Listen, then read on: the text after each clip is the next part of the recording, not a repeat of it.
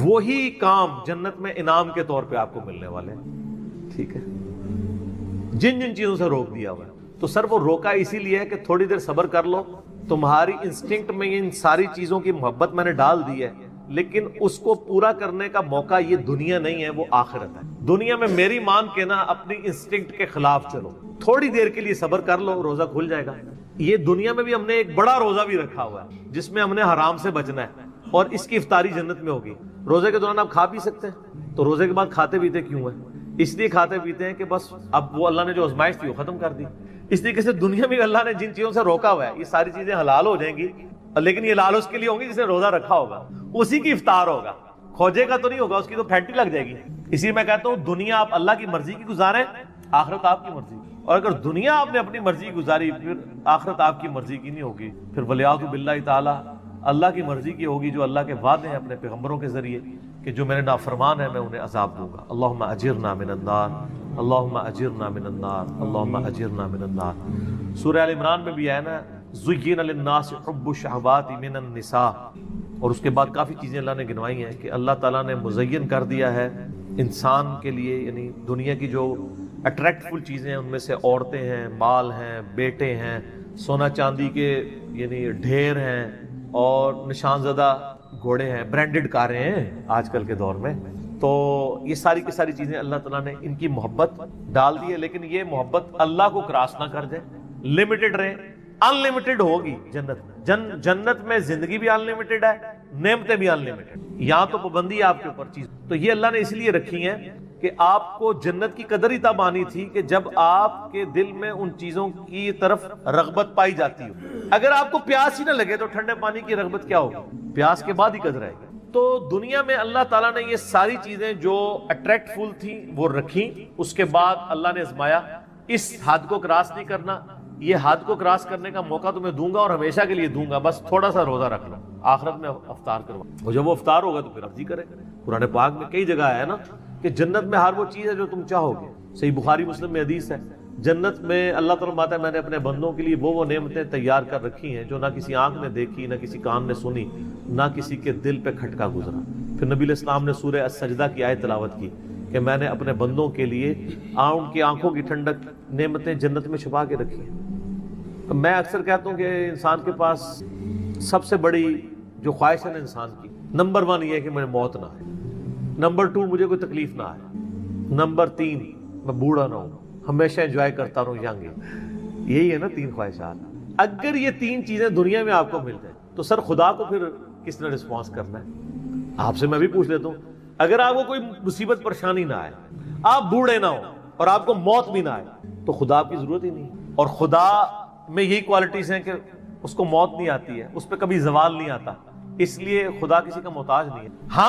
ہماری ضرورت خدا ہے لیکن ہم خدا کی ضرورت نہیں. اللہ کہتا ہے میں غنی ہوں. اور جنت میں آپ کو یہ تینوں خواہشات اللہ نے جنت میں جاتے ہی جو آپ کو پہلے سمجھ لینا 3 جو تمغے ملنے ہیں نا وہ یہی ہیں. صحیح مسلم میں حدیث ہے, اعلان ہوگا جنتی ہو تو میں مبارک ہو. جنت میں انٹر ہوتے ہی آج کے بعد کبھی مرو گے نہیں, ہمیشہ زندہ رہو گے. اور بخاری مسلم میں حدیث ہے کہ موت کو مینڈے کی شکل میں میدان محشر میں لا کے قتل کر دیا جائے گا.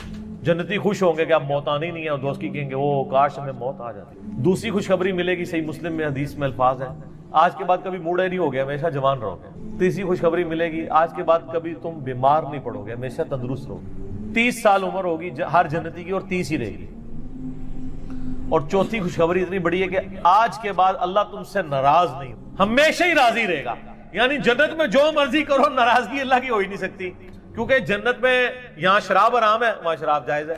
آپ کون سی نافرمانی دنیا میں سوچ سکتے ہیں, وہ جنت میں آپ کو گارنٹی دیتا ہوں آپ کر سکتے ہیں. تو اللہ نے کہاں سے ناراض ہونا ہے؟ نماز ہی کوئی نہیں. آپ کہیں گے نا دنیا میں سب سے بڑی نافرمانی ہے کہ میں نماز چھوڑ دیں, جنت میں کوئی نماز نہیں ہے. کوئی کہتا ہے شراب سب سے بڑی ہے, تو پیئیں سر جتنی مرضی پیئیں. کوئی کہتا ہے عورت کی طرف رغبت ہے, تو سر جتنی مرضی عورتیں, ٹھیک ہو گیا. لیکن یہ روزہ ادھر رکھنا پڑے گا, اور یہ اللہ تعالیٰ نے ویسے آزمائش میں ڈالا ہے, اس میں کوئی شک نہیں. صحیح مسلم میں حدیث ہے کہ نبی علیہ السلام فرماتے ہیں اللہ تعالیٰ نے جنت کو ناگوار چیزوں سے ڈھانپ رکھا ہے. جنت تک پہنچنے کے لیے بڑی ناگواری آپ کو ہوگی, اور دوزخ کو خوشنما چیزوں سے ڈھانپ رکھا ہے. یعنی دوزخ کے اوپر تو کڑگا لگا ہوا ہے, ہر بندے ادھر بڑھے گا, اور جنت والا بندہ سوچے گا 10 بار یار بڑا اوکھا راستہ ہے، یہ کون کر سکتا ہے؟ یہ حدیث مسلم شریف میں، اس کی ایکسپلینیشن ایک حدیث ہے ابو داؤد میں، سنن نسائی کے اندر، سنن ابن ماجہ میں، بڑی ڈیٹیل حدیث ہے. یہ ساری حدیثیں آپ کو مشکات کی 3 میں جنت والے چیپٹر مل جائیں گی. وہ بڑی مزے کی حدیث ہے کہ اللہ تعالیٰ نے جب جنت کو پیدا فرمایا نا تو حضرت جبرائیل کو کہا ذرا جنت دیکھ کے آؤ. وہ آئے کہتے ہیں یا اللہ کیا بات ہے، مجھے تو نہیں لگتا کوئی بندہ سر دھڑ کی بازی نہ لگا دے جنت میں پہنچنے کے لیے، مجھے لگتا ہے یہ سارے لوگ ہی جنت میں پہنچ جائیں گے کیونکہ جگہ ہی بڑی زبردست ہے. اللہ نے فرمایا اچھا. پھر اللہ نے جنت کو ناگوار چیزوں سے ڈھانپ دیا. دنیا میں نمازوں کی مشقت، بیوی بچے ماں باپ کے ساتھ حسن سلوک کی مشقت، حلال و حرام کے فرق کی مشقت، روزوں کی مشقت، کتنی مشقتیں ہیں، شریعت کی پابندیاں. اللہ نے فرمایا آپ جا کے ذرا جبرائیل دیکھو. واپس ہے، انہوں نے کہا اللہ تیری عزت کی قسم مجھے نہیں لگتا کوئی بندہ جنت میں پہنچنے میں کامیاب ہوگا، اتنی ہرڈلز رکھ دی ہیں تو نے. اللہ نے فرمایا اچھا آپ دوزخ کو دیکھو. دوزخ کے کہتے ہیں یا اللہ تیری عزت کی قسم کوئی بندہ بھول کے بھی کوشش نہیں کرے گا کوئی ایسا کام کرے کہ ادھر آئے، یہ تو بڑا عذاب ہے. پھر اللہ تعالیٰ نے دوزخ کو ڈھانپ دیا دنیا کی خوشنما چیزوں سے، اٹریکٹفل چیزوں سے، شہوات سے. کہا جبرائیل آپ دیکھو. دیکھ کے انہوں نے کہا یا اللہ مجھے نہیں لگتا کوئی بندہ دوزخ سے بچ پائے گا کیونکہ ہر راستہ ہی دوزخ کی طرف لے جانے والا ہے، جتنے بھی اٹریکٹفل جو ہماری انسٹنکٹ میں اٹریکٹفل. لیکن سر تھوڑا سا روزہ رکھ لے سب کچھ ختم ہو جائے گا. صحیح مسلم میں حدیث ہے اللہ تعالیٰ دنیا میں جس نے یاشی کی زندگی گزاری ہوگی نا قیامت والے دن اللہ تعالیٰ نا اس کو بلوائے گا اور کہے گا فرشتوں ذرا اسے ایک پھیرا لگاؤ نا دوزخ کا، کیونکہ دنیا میں بڑا کہا گیا تھا ایک ہی پھیرا لگنا ہے. کہنے نا لوگ سورہ فرقان میں اللہ تعالیٰ فرماتا ہے کہ دوزخ تھوڑی دیر کے لیے ہو یا زیادہ دیر کے لیے بڑی بری جگہ ہے رہنے. یہ مسلمان ہے جو بدماشی کے ساتھ کہتا ہے خیر ایک پھیرا ہی لگے گا، اور حالت اس کی یہ ہے کہ موم بتی کے فلیم میں 10 سیکنڈ کے لیے یہ ہاتھ نہیں رکھ سکتا. اور بخاری مسلم کی حدیث ہے کہ آخرت کی آگ دنیا کی آگ سے 70 گنا زیادہ تیز، اور جس کی یہ اوقات ہے کہ وہ دنیا کی آگ کے اوپر صرف ہاتھ نہیں فلیم کے اوپر رکھ سکتا، وہ آگ کے اندر جلنے کے لیے تیار ہو جائے. تو یہ کہانی صرف اپنے آپ کو کرائی نہیں ہے. دنیا میں کسی کہا جائے نا کہ فجر چھوڑنے میں فجر سے زور تک 10 بائی 10 کے ایسے کمرے میں آپ کو قید کیا جائے گا کہ جس میں 100 کوبرا سانپ ہوں گے، 100 بچھو ہوں گے، 100 اژدھے ہوں گے، لیکن ایک ہی پھیرا لگے گا ایک نماز کے پیچھے. فجر کے پیچھے فجر سے زور، زور کے پیچھے زور سے اثر، اور جتنے دنوں کی نمازیں ہیں اتنے دن لگے گا. کچھ سوچ سکتا ہے؟ اس لیے کہ یہ ہم نے امیجن کیا ہوا ہے.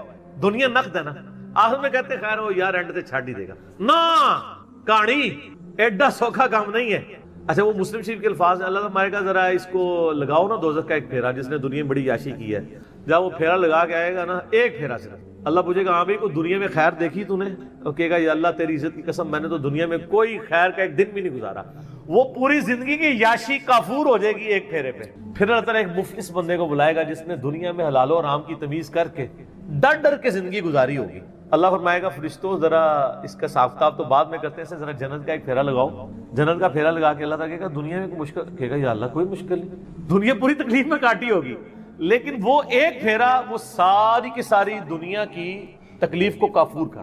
یہاں پہ بھی جو لوگ پوزیشن ہولڈرز ہیں، تو ہم خود بھی یعنی رہے الحمدللہ، یعنی اتنی محنت سے پڑھتے تھے انجینئرنگ یونیورسٹی میں، جب پوزیشن آتی تھی تو ہمیں اپنی وہ آج تو مجھے وہ راتیں بھی یاد نہیں ہیں جو ہم نے تکلیف کی کاٹی ہوئی ہیں، بلکہ یاد بھی نہیں کہ کبھی جو ہے وہ پڑھائی لکھائی کر کے تو کدھر تک. کیوں جی عارف صاحب یہ میرے سینئر ہیں نا یونیورسٹی میں، ان کو پتہ ہے کہ جو یعنی کتنا مشکل پڑھائی والا معاملہ ہوتا تھا.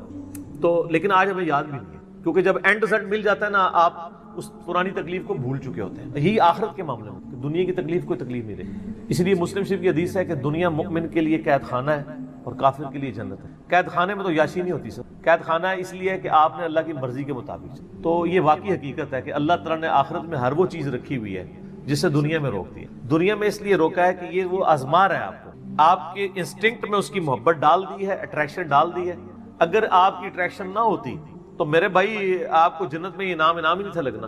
پیاس ہی نہ ہو تو ٹھنڈے پانی کی قدر کیسے آتی؟ اور وہ پابندیاں لگا دی. اور سر اس حوالے سے میں آپ کو ایک آیت بتاتا ہوں. آیات تو سر اس کے اوپر اتنی ہے کہ میں گھنٹوں فی الوری بول سکتا ہوں.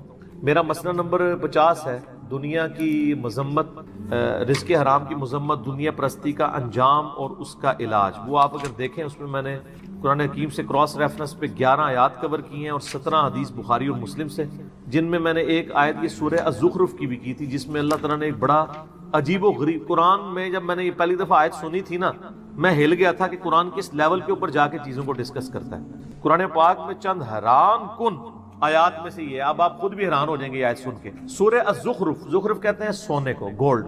اس کی آیت نمبر ہے 33 onward. اعوذ باللہ من الشیطان الرجیم. ولولا ان یکون الناس امۃ واحد. اگر اس چیز کا خدشہ نہ ہوتا کہ سارے کافر ہو جائیں. ہائے ہائے ہائے ہائے. دنیا میں اتنی اٹریکشن ہے کہ اللہ تعالیٰ کہہ رہا ہے مجھے خدشہ تھا کہ دنیا میں اتنی اٹریکشن ہے کہ سارے ہی میرے منکر بن جائیں گے اگر میں دنیا والا معاملہ جو ہے وہ اس طرح ایکسپوز کر دیتا. ولولا ان یکون الناس امۃ واحدہ. اگر یہ خدشہ نہ ہوتا کہ ساری انسانیت ہی ایک واحد امت اللہ کی منکر بن جائے گی. لجعلنا لمن يكفر بالرحمن لبيوتهم سقفا من فضة ومعارج عليها يظهرون. ہم رحمان کے کفر کرنے والے لوگوں کے لیے، اللہ کے دشمنوں کے لیے ان کے گھر اور ان کے گھروں کی جو سیڑھیاں ہیں نا وہ چاندی کی بنا دیتے اور ان کے گھروں کی چھتیں چاندی کی بنا دیتے کہ بھی جو اللہ کو نہیں مانے گا اس کا پورا گھر چاندی کا یاشی کرے. تو سارے نے کہنا یہی کریے. اللہ میں ہمیں یہ خدشہ تھا کہ ساری کافر ہو جاؤ گے. کسی نے چوپدہ روزہ نہیں رکھنا. آگے چلے. وَلِبُيُوتِهِمْ أَبْوَابًا وَسُرُرًا عَلَيْهَا يَتَّكِئُونَ. اور ان کے جو گھر ہیں، گھروں کے دروازے اور وہ جو ان کے تخت جن پہ وہ تکیے لگاتے ہیں سب کے سب یعنی چاندی کے، وَزُخْرُفًا اور سونے کے بنا دیتے. سونے چاندی کے مکان ہو جاتے ہیں لوگوں کے. جو کافر ہونے کا اعلان کرتا ہے نا ساتھ ہی اس کا مکان سونے کا بن. ویسے آپ امیجن کر لیں آج جو لوگ یہاں پہ اپنا مذہب بدل کے دوسرے ملکوں میں جا کے پولیٹیکل اسائلم لے لیتے ہیں، ان سے یہ بعید تھا. اللہ تعالیٰ ہمارے اگر ہمیں یہ خدشہ نہ ہوتا کہ ساری کافر بن جاؤ گے تو ہم کہتے ہیں کہ جو کافر ہے اس کے گھر سونا چاندی کا، اس کی چھتیں، گھر سب کچھ یاشی کرو. وَإِن كُلُّ ذَلِكَ لَمَّا مَتَاعُ الْحَيَاةِ الدُّنْيَا. لیکن یہ سب نعمتیں دنیا کا متاع. وَالْآخِرَةُ عِندَ رَبِّكَ لِلْمُتَّقِينَ. آخرت یاد رکھنا صرف پرہیزگاروں کے اللہ کے. دنیا میں تو نیک آدمی امیر ہو بھی سکتا ہے، غریب بھی ہو سکتا ہے، مفلسی کی زندگی بھی ہو سکتی ہے، یاشی کی زندگی بھی ہو سکتی ہے. آخرت میں ایسا نہیں. اس لیے میں کہتا ہوں آخرت آپ کے اختیار میں ہے، دنیا اللہ کے اختیار. دنیا سے مراد جو آپ کی ڈیسٹنی میں معاملات، آخرت اللہ کے جو رکھی ہے وہ آپ کے اختیار میں رکھ دی ہے. آپ آخرت کامیاب کروا سکتے ہیں. دنیا میں کوئی کتنی محنت کر لے الٹیمیٹلی ناکام تو ہو سکتا ہے نا وہ، لیکن دنیا میں آپ اللہ کے لیے محنت کر لیں میں آپ کو گارنٹی دے دوں کوئی ناکامی نہیں ہے. اللہ تعالیٰ نے قرآن پاک میں کئی جگہ فرمایا ہے کہ اللہ تعالیٰ وعدہ خلافی نہیں فرمائے گا. مومنین کے ساتھ جو اللہ تعالیٰ نے وعدے کیے ہیں وہ وعدے پورے کرے. اللہ تعالیٰ پیغمبروں کو، ان کے ماننے والوں کو قیامت دن رسوا نہیں ہونے دے. ٹھیک ہے، تو سر آخرت آپ کے ہاتھ میں بنائیں، مایوس نہ ہو. مایوسی سے جو چیز آپ کو چھڑواتی ہے وہ اللہ کا تصور. دنیا میں کوئی ناکام بھی ہو جائے، فٹ پاتھ پہ لاوارث لاش اس کی پڑی ہو، کوئی دفنانے والا نہ ہو، کوئی فرق نہیں پڑتا. اگر اس نے اللہ کے لیے زندگی گزاری ہے تو جنت میں پہنچ چکا. اور دنیا میں کسی کے لیے بہت مہنگا مقبرہ بنا دیا جائے، اس میں ایئر کنڈیشن بھی کوئی لگوا دے، اس کے لاش میں تعفن ہونے سے نہیں اس کو روک سکتے. لاش بھی کوئی تعفن ہونے سے روک بھی لے، اس پہ جو عذاب جو آپ کو نظر نہیں آ رہا وہ کوئی ٹال نہیں سکتی. ہوگا تو آخرت آپ اپنی مرضی کی کر سکتے ہیں اگر دنیا آپ اللہ کی مرضی کی گزاریں. لیکن اگر آپ نے دنیا اپنی مرضی کی گزاری سر پھر ولیعوذ باللہ تعالی اتنا سخت معاملہ ہونے والا ہے. میں اس پہ آپ کو ریکمینڈ کروں گا، میرا ایک لیکچر ہے مسئلہ نمبر 196، میری زندگی کا اہم ترین لیکچرز میں. کاش میں دنیا میں واپس جا سکتا. ایک دفعہ وہ لیکچر دیکھ لیجئے گا. قرآن پاک کی کئی آیات میں نے اس میں کراس ریفرنس کے طور پہ کور کی. کاش میں دنیا میں واپس جا سکتا. یہ قرآن کی آیات ہے کہ دوست کی جب دوزخ میں پہنچے گا نا تو کہے گا کاش ایک موقع مجھے مل جائے کہ میں دنیا میں واپس چلا جاؤں. زندگی ایسا خطرناک جوا ہے کہ اس سے بڑا خطرناک جوا کوئی نہیں ہے. دنیا میں آپ کو جوا ہار بھی جائیں، یعنی میں اس دوسرے معنوں میں کہہ رہا ہوں جائز نہیں ہے، تو جیتنے کے پھر بھی چانسز ہے. زندگی کی بازی جو ہار گیا نا وہ ادھر تو نہ سپلی ہے نہ آپ دوبارہ پیپر دے سکتے ہیں. جو جیت گیا وہ جیت گیا، جو ہار گیا وہ ہار گیا. اس لیے کہا گیا قرآن پاک میں یوم التغابن، جیت اور ہار کے فیصلے کا دن ہے قیامت کا دن. ٹھیک ہے، بہت سیریس معاملہ ہے، بہت زیادہ سیریس ہونے کی ضرورت، اور اس کو اپنے دماغ پہ سوار کرنے کی ضرورت. میں آپ سے سوال کرتا ہوں کہ 1 ارب روپیہ کسی کے پاس ہو اور اسے کہا جائے کہ 1 روپیہ اس میں سے مجھے دے دو باقی تم رکھ لو، وہ فائدے میں ہے یا وہ شخص جو کہ میں نے 1 روپے کی حفاظت کرنی ہے چاہے ارب روپیہ باقی مجھ سے جاتا رہے، وہ عقل مند ہے. تو سر دنیا کی زندگی تو 1 روپیہ بھی نہیں ہے اربوں سال کی زندگی کے مقابلے پہ. یہ 1 سال بھی نہیں بنتا، اور یہ تو قیامت کے مقابلے میں 3.5 منٹ کی زندگی ہے. قیامت کا دن 50,000 سال کا دن ہے، اور اگر ایوریج لائف آپ کی 60 سال بھی لگائی جائے، 60 سال کا کمپیریزن قیامت کے دن کے ساتھ 3-3.5 منٹ بن. اور صحیح مسلم کی حدیث ہے کہ نبی علیہ السلام نے فرمایا کہ آخرت اور دنیا کی مثال اس طرح ہے کہ تم میں سے کوئی شخص سمندر میں انگلی ڈبوئے، اس کے ساتھ جو پانی لگے وہ دنیا کی زندگی ہے اور آخرت انفینٹ لائف۔ یہ میری باتیں ان لوگوں کو زیادہ سمجھ آ رہی ہوں گی جن کی داڑھیاں سفید ہو چکی، تھوڑی بہت تو میری بھی ہو گئی ہے۔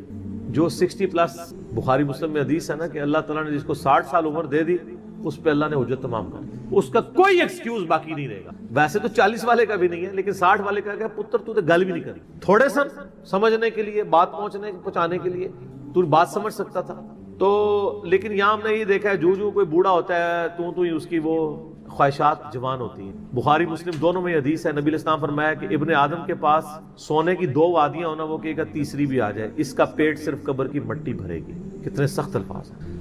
پھر نبی علیہ السلام کی ایک حدیث بخاری مسلم دونوں میں آپ نے تلاوت کی، الہاکم التکاثر حتی زرتم المقابر، ٹھیک ہے، یہ آپ نے آیات تلاوت کی۔ پھر آپ نے فرمایا انسان کہتا ہے میرا مال میرا مال میرا مال، اوے تیرا مال تو وہ ہے جو تو نے کھا پی لیا یا پہن کر بوسیدہ کر لیا یا اللہ کی راہ میں خرچ کر کے آخرت کے لیے محفوظ کر لیا، باقی تو تیرے ورثاء کا مال ہے۔ تو آپ کا مال کون سا ہے؟ نمبر 1 جو آپ نے کھا پی لیا اور جو پہن لیا، اور تیسرا وہ جو اللہ کی راہ میں خرچ کیا، وہ آخرت میں اللہ نے 700 گنا کر کے اس سے بھی زیادہ لٹانا ہے۔ اور ایک اور حدیث ہے، نبی علیہ السلام فرمایا انسان کے 3 دوست ہیں، جو 3 دوست ہیں، 2 دوست انسان کے قبر تک جاتے ہیں، ایک ہی قبر کے اندر جاتے ہیں، وہ 2 واپس آ جاتے ہیں، اس کا مال اور اس کی اولاد، واپس اعمال ساتھ جاتے ہیں۔ بخاری مسلم میں حدیث ہے، اے اللہ محمد اور آل محمد کو بس اتنا ہی دینا کہ ان کی روح اور جسم کا رشتہ برقرار رہے۔ سر وہ جو آج حدیث بھی ہے سورہ تحریم میں، بخاری مسلم میں الفاظ ہیں، حضرت عمر حضور کو ملنے کے لیے گئے، جسم پہ چٹائی کے نشانات تھے، رونا شروع کر دیا کہ کیسر و کسرا دنیا کے مزے لوٹ رہے ہیں اور آپ اللہ کے پیغمبر ہو کے اس فقر کی زندگی میں۔ آپ فرمایا لگتا ہے عمر تیرے پہ حقیقت دنیا کی ابھی بھی نہیں کھلی۔